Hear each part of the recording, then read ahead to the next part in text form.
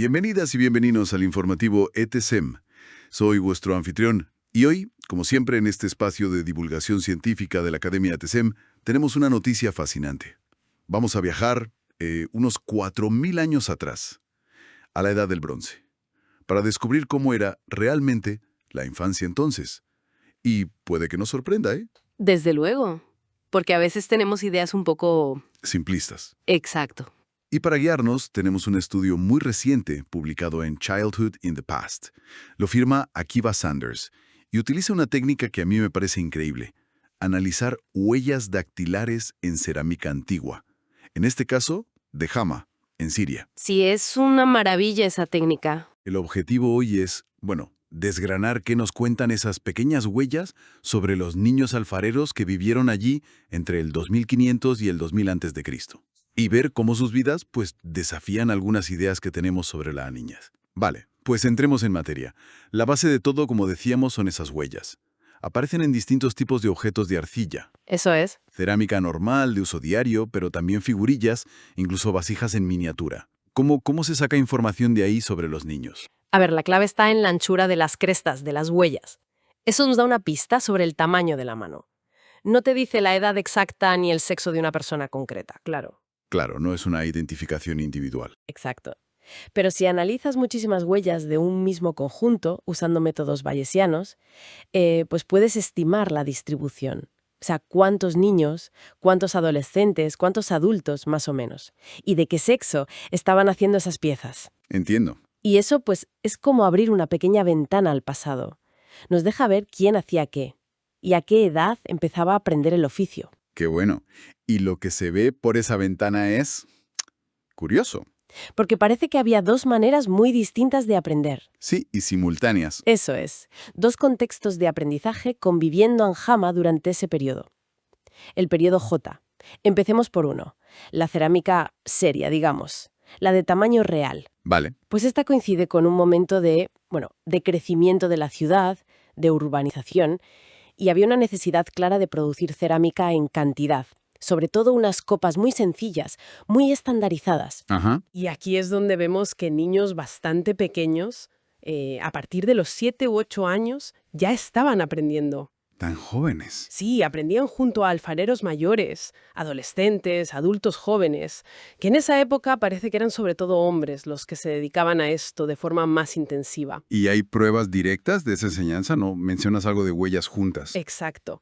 Han encontrado vasijas con huellas de niño y de adulto en la misma zona del objeto. Casi como si estuvieran modelando a 4 manos. Qué imagen más potente. Sí, sugiere una enseñanza muy práctica, muy directa. Y este tipo de aprendizaje, claro, fomentaba lo que el estudio llama habilidades cerradas. Habilidades cerradas. Sí, o sea, la capacidad de copiar modelos con mucha fidelidad, de hacer piezas muy, muy regulares. Esas copas son increíblemente uniformes. ¿Ya? Probablemente había una disciplina bastante estricta, orientada a producir para satisfacer una demanda económica. Quizá para banquetes, para un consumo más amplio. Y esto socialmente les daba ya una identidad, ¿no? Como futuros alfareros. Eso es. Les diferenciaba de otros niños, les integraba en un gremio, por así decirlo, desde muy temprano. Vale, ese es un mundo. Pero has dicho que había otro. Efectivamente, porque a la vez esos mismos niños, y otros un poco mayores, adolescentes hasta unos 20 años, estaban haciendo otras cosas, figurillas y objetos en miniatura. Ah, las piezas pequeñas. Exacto.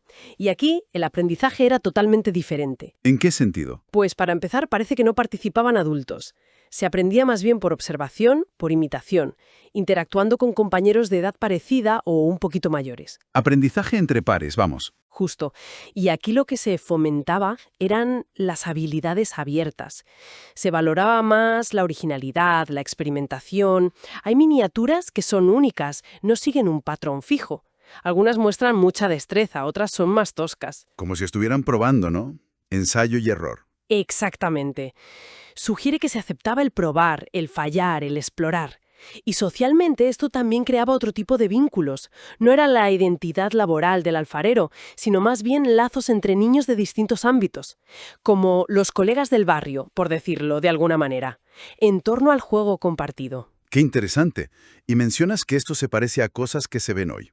Sí, recuerda estudios etnográficos modernos, por ejemplo en Marruecos, con niños que hacen figurillas de forma parecida, aprendiendo unos de otros. Pero lo que a mí me parece más rompedor, es que no eran etapas. No es que primero jugaran con figurillas y luego pasaran a la cerámica seria. El estudio dice que lo hacían a la vez. Los mismos niños metidos en los dos mundos. Ahí está la clave. Esa simultaneidad es lo que desafía nuestras ideas. Nuestra concepción moderna, muy occidental, ¿no?, de que el trabajo infantil y el juego son cosas separadas o fases sucesivas. Claro, como si fueran compartimentos estancos. Pues aquí no. Aquí vemos una infancia con influencias múltiples y que ocurrían al mismo tiempo. Es una tensión constante. Podríamos, salvando las distancias, pensar en la tensión que hay hoy entre lo que se aprende en el aula, normas, disciplina, y lo que pasa en el patio, creatividad, socialización entre iguales, Ya. pero claro, en un contexto económico y social de hace 4000 años. Entonces, si tuviéramos que quedarnos con una idea principal de todo esto, sería que la arqueología, fijándose en detalles tan pequeños como una huella, nos muestra una infancia antigua mucho más compleja, más rica, incluso contradictoria de lo que solemos imaginar. Totalmente. Estos niños de Jama no eran solo trabajadores infantiles ni solo niños jugando. Estaban como navegando entre dos corrientes: la disciplina de un oficio productivo y la libertad creativa del juego con sus amigos. Exacto. Y eso nos deja una pregunta interesante flotando, ¿no? A ver, Pues si estos niños de la edad del bronce ya manejaban ese equilibrio, esa dualidad entre un aprendizaje estructurado, enfocado a la producción, digamos, y una exploración más libre, más creativa entre pares, ¿qué podríamos aprender nosotros hoy de esa dinámica para entender mejor cómo se desarrollan las habilidades, cómo funciona la integración social en la infancia actual? es una buena reflexión, sí señor. Una dinámica dual que quizás hemos perdido de vista. Ahí queda, para seguir pensando. Pues con esa reflexión nos despedimos por hoy del informativo ETSEM.